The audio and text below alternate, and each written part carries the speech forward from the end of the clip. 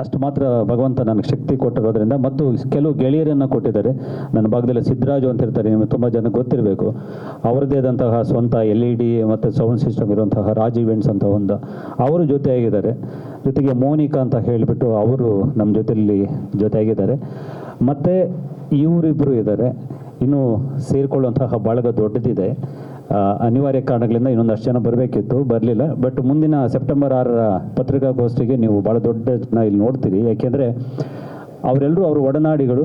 ಇಡೀ ಚಿತ್ರರಂಗವನ್ನು ಇವರಷ್ಟೇ ಒಗ್ಗೂಡಿಸಬಲ್ಲರು. ಇವರನ್ನು ಮುಂದೆ ಇಟ್ಕೊಂಡು ಇಡೀ ವಿಷ್ಣು ಸರ್ ಅವರ ಒಡನಾಡಿಗಳು, ಸಹವರ್ತಿಗಳು, ಅವ್ರ ಜೊತೆ ಸಿನಿಮಾ ಮಾಡಿದಂಥವರು ಎಲ್ಲರನ್ನೂ ಸೇರಿ ಒಂದು 25,000 ಅಭಿಮಾನಿಗಳ ಸಮಕ್ಷಮದಲ್ಲಿ ಈ ಕಾರ್ಯಕ್ರಮ ಆಗುತ್ತೆ. ಬೆಳಿಗ್ಗೆಯಿಂದ ರಾತ್ರಿ ತನಕದ ಕಾರ್ಯಕ್ರಮ. ಟೋಟಲ್ ಬೆಳಿಗ್ಗೆಯಿಂದ ಸಂಜೆ ತನಕ ಬಂದೋಗೋರ ಸಂಖ್ಯೆ ಮಿನಿಮಮ್ ಅಷ್ಟಿರುತ್ತೆ ಅಂತ. ಜಾಸ್ತಿ ಆಗಬೇಕು ಅಂತ ಅಂದ್ಕೊಂಡ್ರು ಕೂಡ ಅಲ್ಲಿ ನಂದಿ ಲಿಂಕ್ ಗ್ರೌಂಡಲ್ಲಿ ಅದು ಸಾಧ್ಯ ಇಲ್ಲ. ಅಟ್ ಎ ಟೈಮ್ ಒಂದು 5,000 ಜನಕ್ಕೆ ಅಷ್ಟೇ ಸೀಟಿಂಗ್ ಇದೆ. ಸೊ ಬೆಳಿಗ್ಗೆಯಿಂದ ಸಂಜೆ ತನಕ ಫುಟ್ಬಾಲ್ ಅಷ್ಟಿರುತ್ತೆ ಅಂತ ಬಿಟ್ಟು ನಾವು ಅಂದ್ಕೊಂಡಿದ್ವಿ. ಅದು ನಮಗೆ ಇದುವರೆಗೂ ಗೊತ್ತಿರೋಂಥದ್ದು. ನಾವು ನೋಡಿದ್ದೀವಿ ಆ ಸಂಖ್ಯೆನ. ಕಳೆದ ಬಾರಿ ಕಟೌಟ್ ಜಾತ್ರೆ ಅಂತ ಮಾಡಿದರೆ ನಿಮಗೆಲ್ಲ ನೆನಪಿದೆ, ಅದು ಲಿಮ್ಕಾ ಬುಕ್ ಆಫ್ ರೆಕಾರ್ಡ್ ಕೂಡ ಆಯಿತು. ಸುಮಾರು 2.25 ಲಕ್ಷ ಜನ, ಪೊಲೀಸವ್ರು ಹೇಳಿದ ಪ್ರಕಾರ 2.25 ಲಕ್ಷ ಜನ ಬಂದಿದ್ರು. ಅದು ಡಾಕ್ಟರ್ ವಿಷ್ಣುವರ್ಧನ್ ಅವರ ಶಕ್ತಿ. ಸೊ ಈಗ ಈ ಅಮೃತ ಮಹೋತ್ಸವ ಕೂಡ ಹಾಗೆ ಆಗುತ್ತೆ. ಈ ಅಮೃತ ಮಹೋತ್ಸವ ಸಭಾಂಗಣದಲ್ಲಾಗಲ್ಲ, ಇಡೀ ರಾಜ್ಯದಲ್ಲಿ ಆಗುತ್ತೆ. ಅದು ಹೇಗಾಗುತ್ತೆ ಅನ್ನೋಂಥದ್ದಕ್ಕೆ ಒಂದು ನಾವು ಯೋಜನೆಗಳನ್ನು ಸಿದ್ಧಪಡಿಸ್ಕೊಂಡು ಡಾಕ್ಟರ್ ವಿಷ್ಣು ಸೇನಾ ಸಮಿತಿ ಭಾಳ ದೊಡ್ಡ ಸಂಘಟನೆ ವಿಷ್ಣುವರ್ಧನ್ ಅವರ ಅಭಿಮಾನಿಗಳ ಪಾಲಿಗೆ.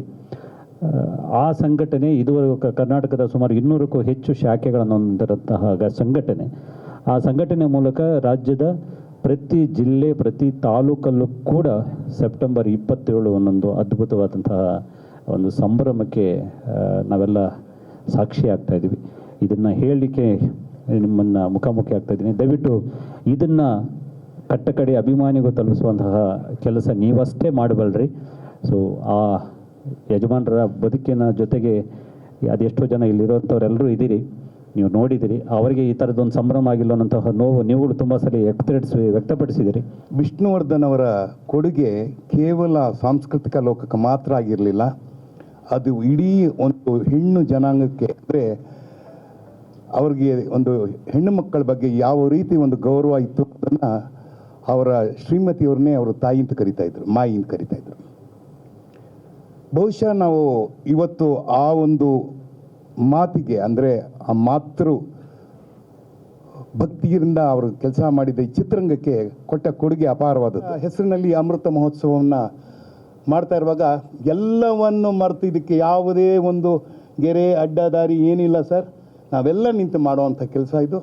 ಅದಕ್ಕೆ ನಮ್ಮ ಮಾಧ್ಯಮ ಮಿತ್ರರು ಯಾವತ್ತೂ ನಮಗೆ ಸಹಕಾರಿಯಾಗಿರ್ತಾರೆ. ಯಾಕೆಂದರೆ ಯಾವಾಗಲೂ ನಾನು ಕಂಡಂತಹ ಈ ಏನು ಚಿತ್ರರಂಗದಲ್ಲಿ ಮಾಧ್ಯಮ ಇದೆ, ಅದು ಪ್ರತಿನಿತ್ಯ ಕನ್ನಡವನ್ನು ಬೆಳೆಸುವಂಥ ಕೆಲಸವನ್ನು ಎಲ್ಲರೂ ಮಾಡ್ತಾಯಿದ್ದಾರೆ. ಹಾಗಾಗಿ ನಿಮ್ಮಲ್ಲಿ ಕಳಕಳಿಯ ಮನವಿ. ವೈಯಕ್ತಿಕವಾಗಿ ನಾನು ಇಲ್ಲಿ ಬಂದಿದ್ದೀನಿ, ಆದರೆ ನನಗೆ ಇನ್ನೊಂದು ಇದಿದೆ. ಯಾಕೆಂದರೆ ನನಗೆ ಚೇಂಬರು ಇದೆ, ಫಿಲ್ಮ್ ಚೇಂಬರ್ ಇದೆ. ನಾನು ಇಲ್ಲಿ ಇನ್ನೂ ಅಲ್ಲಿ ಮಾತಾಡಿಲ್ಲ ನಾನು. ಆದರೂ ಕೂಡ ಈಗಾಗಲೇ ಒಂದು ಪತ್ರ ನಮ್ಮ ಅಧ್ಯಕ್ಷರಿಗೆ ನಿನ್ನೆ ಬಂದಿದೆ. ಅದನ್ನು ವೀರಕ ಪುತ್ರ ಅವರು ಕಳಿಸಿದ್ದಾರೆ. ಅದನ್ನು ಅಲ್ಲಿ ನಾವು ಮಂಡಿಸಿ, ನಾವು ಇಡೀ ಚಿತ್ರರಂಗ, ಅಂದರೆ ಕೇವಲ ಅದು ವಾಣಿಜ್ಯ ಮಂಡಳಿ ಆಗಿರೋದಿಲ್ಲ, ಅದು ಕಲಾವಿದರ ಸಂಘ ಆಗಿರುತ್ತೆ, ನಿರ್ದೇಶಕರ ಸಂಘ ಆಗಿರುತ್ತೆ, ಒಟ್ಟಾರೆ ಕನ್ನಡ ಚಿತ್ರೋದ್ಯಮ ಜೊತೆಗೆ ನನ್ನ ಒಂದು ಆಶಯ ಏನಂದರೆ ಅದು ಕೇವಲ ಕನ್ನಡದ ಉತ್ಸವ ಆಗಬಾರ್ದು, ಅದು ಭಾರತೀಯ ಉತ್ಸವ ಆಗಬೇಕು ಅವ್ರ ಹೆಸರಲ್ಲಿ. It should become A national event, ಒಂದು ರಾಷ್ಟ್ರ ಮಟ್ಟದ ಒಂದು ಕೆಲಸ ಆಗಬೇಕು. ಯಾಕೆಂದರೆ ಅವರು ಎಲ್ಲ ಭಾಷೆಯಲ್ಲೂ ಕೆಲಸ ಮಾಡಿದ್ದಾರೆ. ಬಹುಶಃ ಅವ್ರಿಗೆ ಇದ್ದಂಥ ಒಂದು ಅಪಾರವಾದಂಥ ಇದು ಅಂತಂದರೆ ಈ ಚಿತ್ರರಂಗ, ಕನ್ನಡ ಚಿತ್ರರಂಗ ಬೆಳಿಬೇಕು, ಜೊತೆಗೆ ಬೇರೆ ಚಿತ್ರರಂಗದವರು ಕನ್ನಡವನ್ನು ನೋಡ್ತಾ ಇಲ್ಲ ಬೆಳಿಬೇಕು ಅನ್ನೋದು ಭಾಳ ದೊಡ್ಡ ಮನಸ್ಸಿತ್ತವ್ರಿಗೆ. ಹಾಗಾಗಿ ಅವ್ರ ಜೊತೆ ನಾನು ಕೆಲಸ ಮಾಡುವಾಗ ತುಂಬ ಕಲಿತೆ. ಇವತ್ತು ಅವರ ಅಭಿಮಾನಿ ಸಂಘದ ಅಧ್ಯಕ್ಷರಾಗಿ ನನ್ನ ಮಿತ್ರ, ಲೇಖಕ, ವೀರಕ ಪುತ್ರ ಶ್ರೀನಿವಾಸ್ ಅವರು ಒಂದು ದೊಡ್ಡ ಸಾಹಸಕ್ಕೆ ಕೈ ಹಾಕಿದ್ದಾರೆ. ಬಹುಶಃ ಇದು ಆರ್ಥಿಕವಾಗಿ ನೀವು ಇಷ್ಟಾಗತ್ತೆ ಅಷ್ಟಾಗತ್ತೆ ಈಗಲೇ ತೀರ್ಮಾನ ಮಾಡ್ಕೊಂಡು ಮಾಡೋಕ್ಕಾಗಲ್ಲ. ಅದಕ್ಕೆ ಎಲ್ಲ ಕಡೆಯಿಂದ ಸಹಕಾರ ಬೇಕೇ ಬೇಕಾಗತ್ತೆ. ಆ ಸಹಕಾರ ಕೊಡುವಲ್ಲಿ ನಾವು ಕೂಡ ಶ್ರಮ ವಹಿಸ್ತೀವಿ ಅನ್ನೋದನ್ನು ಇಲ್ಲಿ ಮನಸ್ಸು ಬಿಚ್ಚಿ ಮಾತಾಡೋಕ್ಕೆ ನಾನು ಇಷ್ಟಪಡ್ತೀನಿ. ವಿಷ್ಣುವರ್ಧನ್ ಮಾಡಿರೋ ಪಾತ್ರಗಳ ಬಗ್ಗೆ ಒಂದು 2 ಪುಸ್ತಕ, ಯಾಕೆಂದರೆ ನೀವು ಪುಸ್ತಕದಲ್ಲಿ ಭಾಳ, ಯಾಕೆಂದರೆ ನೀವು ಮಾಡೋ ಥರ ಪುಸ್ತಕದ ಹಬ್ಬ ಎಲ್ಲ ಯಾರೂ ಮಾಡೋಕ್ಕಾಗೋದಿಲ್ಲ. ಒಂದು ಆ ಪುಸ್ತಕಕ್ಕೇ, ಆ ಬಿಸ್ನೆಸ್ಗೆ ಒಂದು ಹೊಸ ರೂಪ ತಂದು ಕೊಟ್ರಿ ನೀವು. ಆದ್ದರಿಂದ ಆ ಒಂದು ಪಿಕ್ಚರ್ಸ್ನ ಹಾಕಿ ಬೇಕಾದ್ರೆ ಒಂದು ನ್ಯಾಷನಲ್ ಕ್ರಿಟಿಕ್ಸ್ನ ಕರೆಸಿ ಅವ್ರ ಕೈಲಿ ಅದನ್ನು ವ್ಯಾಲ್ಯೂ ಮಾಡಿಸಿ ಆ ಪುಸ್ತಕಗಳು ಬರೆದ್ರೆ ಮುಂದೆ ಬರೋವಂಥ ಆ್ಯಕ್ಟ್ರಿಗೆ ಮತ್ತೆ ಇವತ್ತು ಇಷ್ಟರಲ್ಲೇ ವಿಶ್ವವಿದ್ಯಾಲಯಗಳಲ್ಲೆಲ್ಲ ಶುರು ಮಾಡ್ತಾ ಇದ್ದಾರೆ ಕೋರ್ಸು. ಯಾಕೆಂದರೆ ನನಗೂ ಮೈಸೂರು ವಿಶ್ವವಿದ್ಯಾನಿಲಯದಲ್ಲಿ ಏನೋ ಒಂದು ಅಸೈನ್ಮೆಂಟ್ ಹೇಳ್ತಾ ಇದ್ದಾರೆ.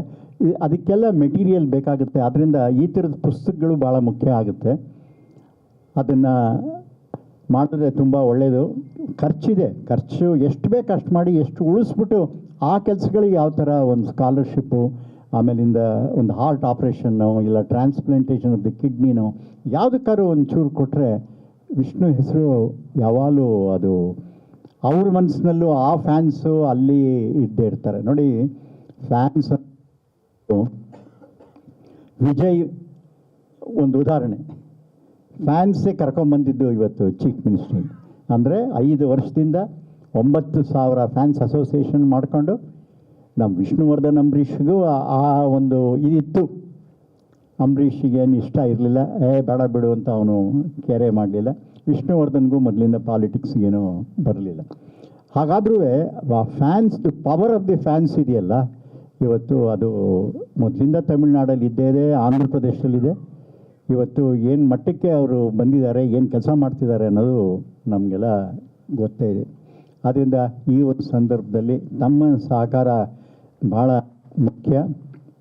ಆಮೇಲೆ ಇದು ನಮ್ಮ ಕರ್ತವ್ಯ. ಏಕೆಂದರೆ ನಮ್ಮನ್ನು ಬಿಟ್ಟು ಒಬ್ಬ ಸ್ನೇಹಿತನ ಮತ್ತೆ ನಾವು ಅವನು ಎಲ್ಲೋ ಇದ್ದಾನೆ, ಎಲ್ಲೋ ಬದುಕಿದ್ದಾನೆ, ಅವನ ಆತ್ಮ ಎಲ್ಲೋ ಇದೆ, ಅವನ ಆತ್ಮಕ್ಕೆ ಒಂದು ಸಂತೋಷ ಸಿಗಬೇಕು ಅನ್ನೋದು ನಮ್ಮದೆಲ್ಲ ಒಂದು ಕರ್ತವ್ಯ.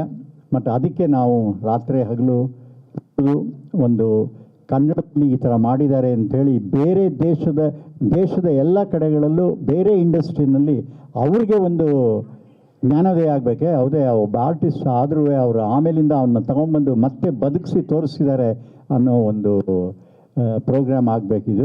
ದೊಡ್ಡ ಕಾರ್ಯಕ್ರಮ ಫಸ್ಟ್ ಟೈಮು ವಿಷ್ಣು ಸರ್ನ ಆಗ್ತಾ ಇರೋದು. ಇದರಲ್ಲಿ ನಮಗೆ ಒಂದು ಅವಕಾಶ ಮಾಡಿಕೊಟ್ಟ ವಿಷ್ಣು ಸೇವಾ ಸಮಿತಿಗೆ, ಶ್ರೀನಿವಾಸ್ ಸರ್ಗೆ ಧನ್ಯವಾದ ಹೇಳ್ತೀನಿ. ಹಾಗೂ ಸರ್, ರಾಜೇಂದ್ರ ಸರ್ ಆಗಲಿ, ಸುಂದರ್ ಸರ್ ಆಗಲಿ, ಇವರೆಲ್ಲ ಇರೋದರಿಂದ ಇಡೀ ಇಂಡಸ್ಟ್ರಿ ಭಾಗವಹಿಸುತ್ತೆ. ತುಂಬ ಅದ್ಭುತವಾಗಿ ಕಾರ್ಯಕ್ರಮ ನಾವು ಪ್ಲ್ಯಾನ್ ಮಾಡಿದ್ದೀವಿ.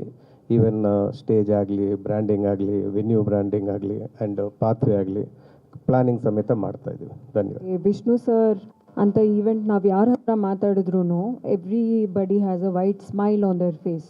ತುಂಬ ಖುಷಿ ಪಡ್ತಾರೆ.